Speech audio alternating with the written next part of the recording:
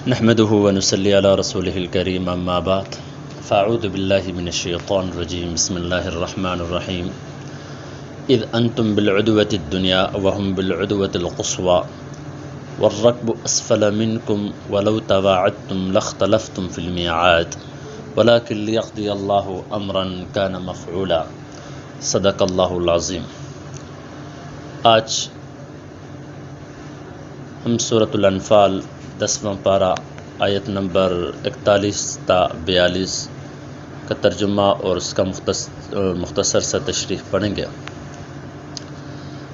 پہلے میں لفظی ترجمہ کر دیتا ہوں۔ اذ انتم بالعدوۃ الدنیا وہم بالعدوۃ القصویٰ، اس وقت کو یاد کرو جب تم لوگ وادی قریب کے کنارے پر تھے، وہم بالعدوۃ القصویٰ، وہ لوگ دور کے کنارے پر موجود تھے۔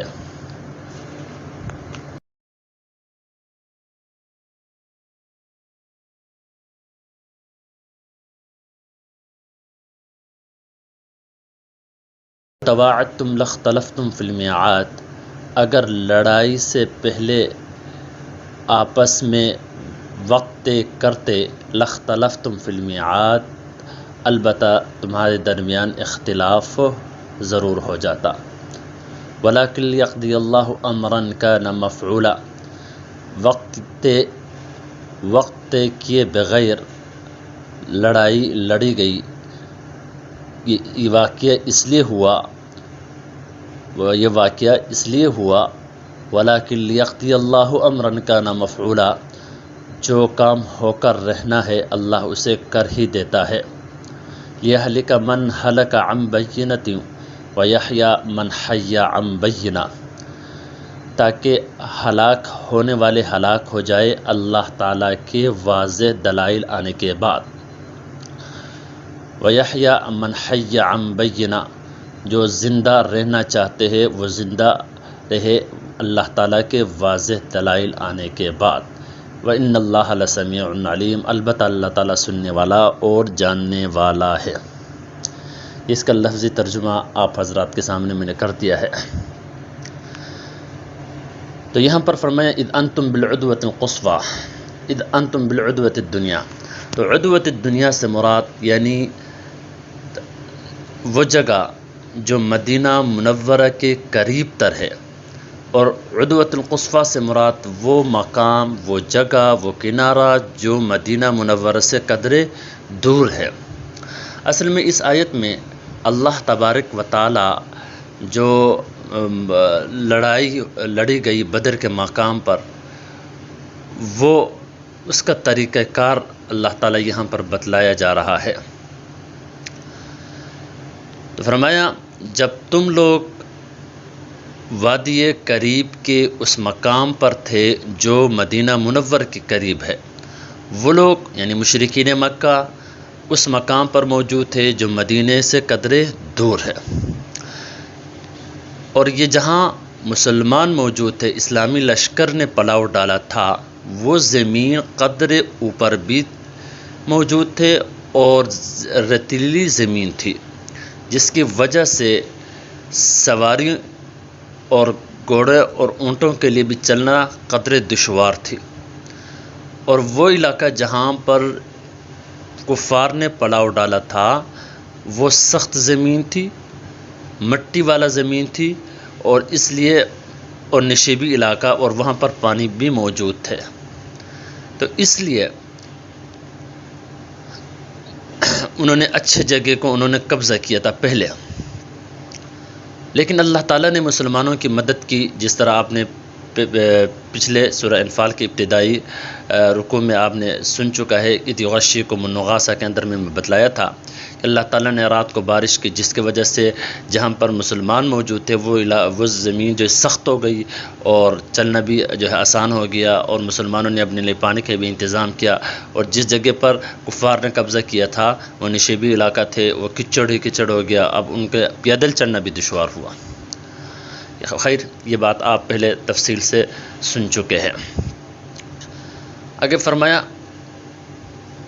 یہ بدر کا جو مقام ہے، والرکب اسفل منکم، اور قافلہ تم سے نیچے موجود تھے۔ یہ قافلے سے مراد ابو سفیان کا قافلہ جو تجارت لے کر آ رہے تھے، مسلمان اس کا راستہ روکنے کے لیے جب مدینہ سے روانہ ہوئے تو اس کو کسی طرح پتہ چلا ابو سفیان کو، تو اس نے ایک تیز سواری مکہ بھیجے۔ مکہ سے جو ہے نا تجارت کی حفاظت کے لیے انہوں نے اپنی حفاظت کے لیے، تجارت کے حفاظت کے لیے انہوں نے مدد طلب کی۔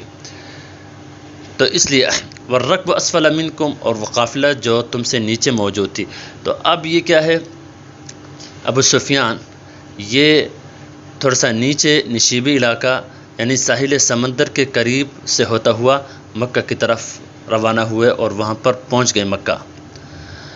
تو آگے فرمایا وَلَوْ تَوَاعَدْتُمْ لَاخْتَلَفْتُمْ فِي الْمِيعَادِ۔ اس آیت میں بتایا یہ جا رہا ہے کہ اگر تم یعنی مسلمان اور کفار مکہ آپس میں لڑائی کا وقت طے کرتے، لَاخْتَلَفْتُمْ فِي الْمِيعَادِ، آپ ان کے آپس میں اختلاف ہو جاتا۔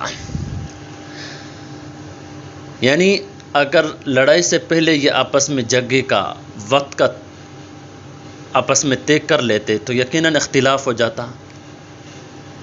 مطلب یہ ہے کہ یہ وقت طے کیے بغیر، جگہ طے کیے بغیر لڑائی لڑی گئی۔ کیوں؟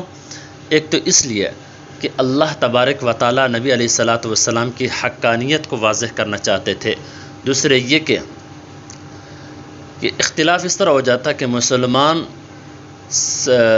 بغیر ساز و سامان کے تھے اور اس لیے وہ نہیں چاہتے کہ ابھی لڑائی ہو جائے، اور کفار مکہ وہ بھی نہیں چاہتے تھے کیونکہ ان کے دلوں پر بھی مسلمانوں کا رعب، رسول اللہ صلی اللہ علیہ وسلم کا خوف موجود تھے۔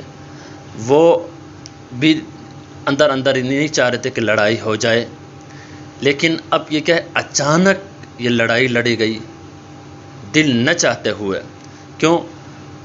اب جب انہوں نے دیکھا، کفار قریش نے جب دیکھا کہ ہمارے جو ہے قافلے پر، ہمارے تجارتی قافلے پر حملہ ہو رہا ہے، تو وہ تجارتی قافلے پر حملہ ہونے کی وجہ سے اپنے سامان وغیرہ کی حفاظت کے لیے نہ چاہتے ہوئے بھی لڑائی لڑے۔